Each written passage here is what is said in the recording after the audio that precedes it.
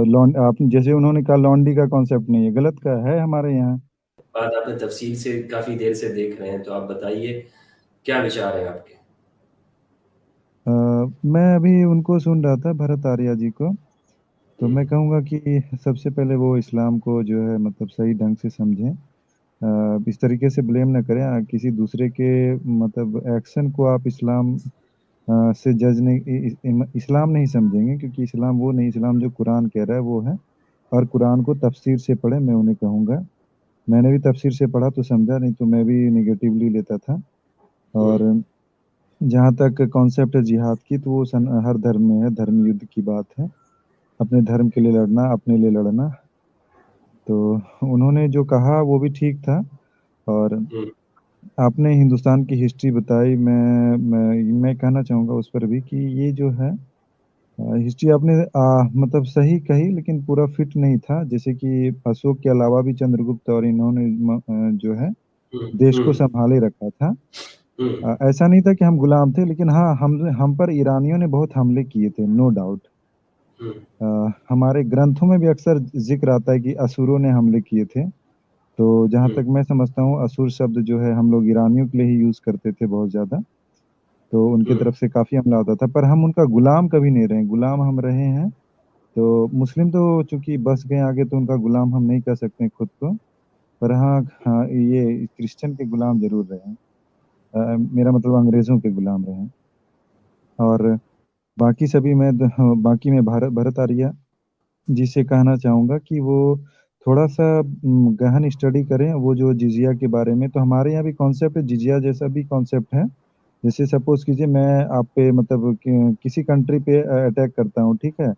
अगर वो सनातनी नहीं है, तो मैं उससे एक टैक्स लूंगा, उस टैक्स को कहते हैं धर्म बलि। ये धर्म हम्म, बलि टैक्स है कि आपको देना पड़ेगा, जो जिजिया के जैसा है, पैरेलल है। हम्म, तो मैं कहूँगा, और कमेंट बॉक्स में कोई मुझे प्लीज गाली नहीं दीजिएगा, ये तो आप सर्च कर सकते हैं, महाभारत में है। हम्म, हाँ, धर्म बलि कॉन्सेप्ट है, ये टैक्स है।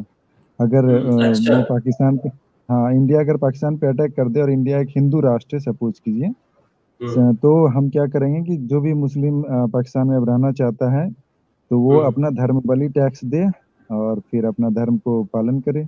कोई दिक्कत नहीं है। तो वहाँ भी, यहाँ भी वाह, धर्म बलि है, आपके यहाँ भी जिजिया है, तो इसमें कोई क्या बुरी बात बात थोड़ी है। है। और आपके यहाँ क्या बोले? ये तो आपने एक अजीब बात कर दी, आज हैरत अंगेज बात कर दी। हाँ, जो जिजिया इन सच्चाई है हिंदुइज्म। हाँ, अच्छा। हाँ, बेशक अगर आपको हमारे राष्ट्र में रहना है, तो आपको धर्म बलि देना पड़ेगा। अन्यथा आप हमसे धर्म युद्ध कीजिए, हमें हराइए, और फिर अपना धर्म का पालन कर लीजिए। तो अच्छा। जिजिया है जैसे उधर, इधर धर्म बलि है, नो डाउट। और हम्म, और साथ में जो है धर्म बलि के साथ ये धर्म युद्ध का भी कॉन्सेप्ट है। अ, हाँ, और आप जैसे उन्होंने कहा लॉन्डी का कॉन्सेप्ट नहीं है, गलत का है हमारे यहाँ। ये जो शूद्र है, सछूत शूद्र और अछूत शूद्र, ठीक है। ऐसे शूद्र कई तरह के भी होते हैं, लेकिन मैं मेनली यहाँ पे दो तरह का यूज कर रहा हूँ, सछूत और अछूत।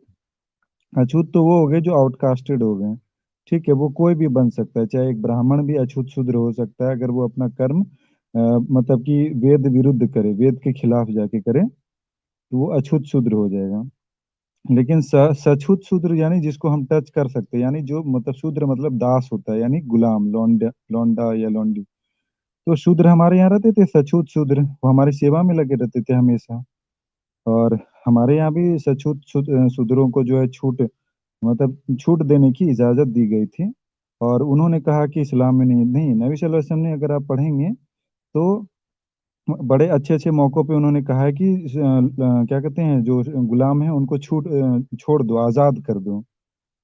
हाँ, ये तो आप जानते हैं मुझसे बेहतर कि नबी सल्लल्लाहु अलैहि वसल्लम ने कई मौकों पे कहा है कि आप आजाद कर दिया करो गुलामों को। मुझे याद नहीं आ रहा है वो क्या था, कॉन्टेक्स्ट क्या है, और कई जगह पर मैंने पढ़ा है। और उसी तरीके से हमारे यहाँ भी है गुलामों को, यानी शूद्रों को छोड़ देने का। बल्कि मैं कहूँगा कि पुराने जमाने के में उतना फ्री नहीं किया गया था जितना आपके प्रोफेट ने फ्री किए हैं। ये भी बात है। तो इसको एक्सेप्ट करना चाहिए लोगों को। और हमारे समय में बस इतना अंतर था कि हम लोग वो सछूत शूद्र को जो है शूद्र कह के नहीं पुकारते थे, नाम ऐसे नहीं कि लौंडा इधर इस तरीके से नहीं, बट रिस्पेक्ट उनको देते थे, उनका भी एक रिस्पेक्ट था। और हाँ, हम लोग लौंडी नहीं रखते थे, ये था, मेल में रखते थे, सिर्फ केवल मेल। और उनका अपना घर होता था, वो हमारे यहाँ काम करने आते थे, कुछ इसी तरीके के कॉन्सेप्ट है। और फ्री करने का भी कॉन्सेप्ट है। तो मैं चाहूंगा कि आप जो फ्री करने का कॉन्सेप्ट प्रोफेट ने कहा है उस पर थोड़ा सा हमें भी नॉलेज दें प्लीज।